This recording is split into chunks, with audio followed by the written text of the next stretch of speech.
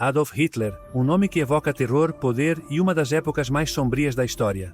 Mas como alguém que começou como um jovem artista aspirante, ele se tornou um ditador, levando o mundo a uma guerra sem precedentes. O que fez de um indivíduo marginalizado um símbolo do mal no século XX? Neste vídeo, não só falaremos sobre a ascensão de Hitler, mas também tentaremos entender os complexos fatores psicológicos, sociais e políticos que o levaram lá, a combinação de sonhos quebrados. Ressentimentos profundos e ambições excessivas são o combustível que acendeu as tragédias do século passado, desde os dias em que ele vagava por Viena tentando se tornar artista, até o momento em que sua visão distorcida do mundo entrou em colapso. Vamos explorar os marcos. As alianças e decisões que fizeram de Hitler o arquiteto do pesadelo global. Vamos descobrir como seus fracassos pessoais e contexto histórico se misturaram para criar um dos líderes mais infames da humanidade. Quando sua promessa de glória eterna se tornou o prelúdio de uma destruição incomparável. Porque conhecer Hitler não é apenas uma questão histórica, mas um aviso para o presente e para o futuro. Tudo começou em Viena, onde o jovem Adolfo tentou ser aceito como artista, mas foi repetidamente rejeitado pela Academia de Belas Artes. Suas esperanças de encontrar um lugar no mundo da arte foram destruídas. No entanto, esse vazio não desapareceu, mas estava cheio de dor e ressentimento.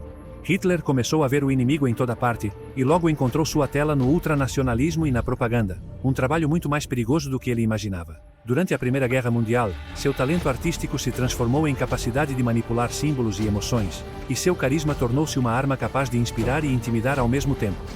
O serviço de Hitler como soldado não só deixou uma marca física, mas também um profundo senso de missão para restaurar a glória da Alemanha, de um soldado ferido e frustrado a uma figura carismática da extrema-direita alemã. Hitler estava moldando um discurso de ódio consistente com o ressentimento e a frustração das pessoas derrotadas e empobrecidas. A Alemanha devastada após o Tratado de Versalhes foi um terreno fértil para a promessa de um líder que lhes ofereceu um inimigo claro e esperança de um futuro melhor. Hitler usou o desespero econômico e a crise política como combustível para sua ascensão, aproveitando todas as oportunidades para se expressar através de discursos chocantes e propaganda elaborada e expandir sua influência.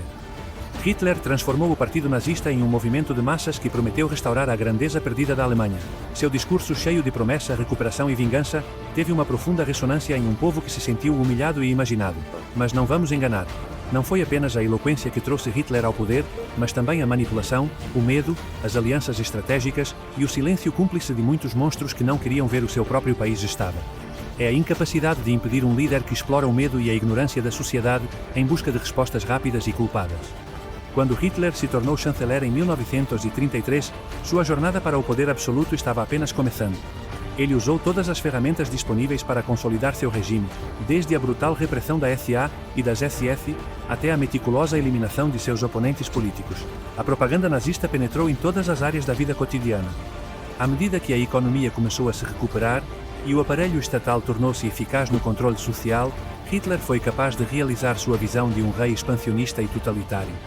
A anexação da Áustria, a anexação de Uritis e a subsequente invasão da Polónia foram apenas os primeiros passos de um plano mais ambicioso para redesenhar o mapa da Europa e, finalmente, conquistar aqueles que ele considerava inferiores.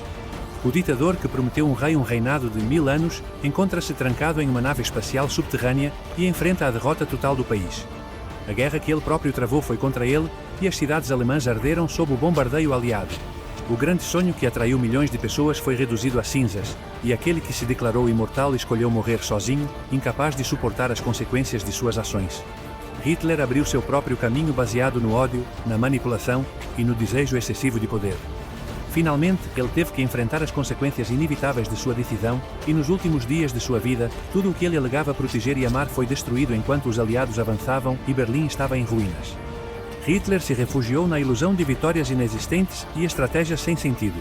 Cada vez mais desmoralizados e menores em número, seus colaboradores testemunharam o declínio de um líder que, obcecado pelo poder absoluto, só semeava sofrimento e morte.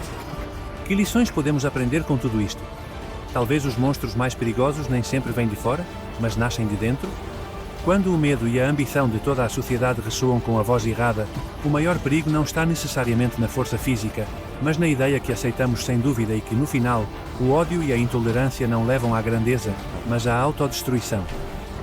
A história de Adolf Hitler é um claro aviso sobre o que pode acontecer quando o desespero encontra um líder disposto a explorar os piores instintos humanos. Ela nos lembra a importância das decisões individuais e coletivas, e o custo do silêncio diante da injustiça pode ser muito alto.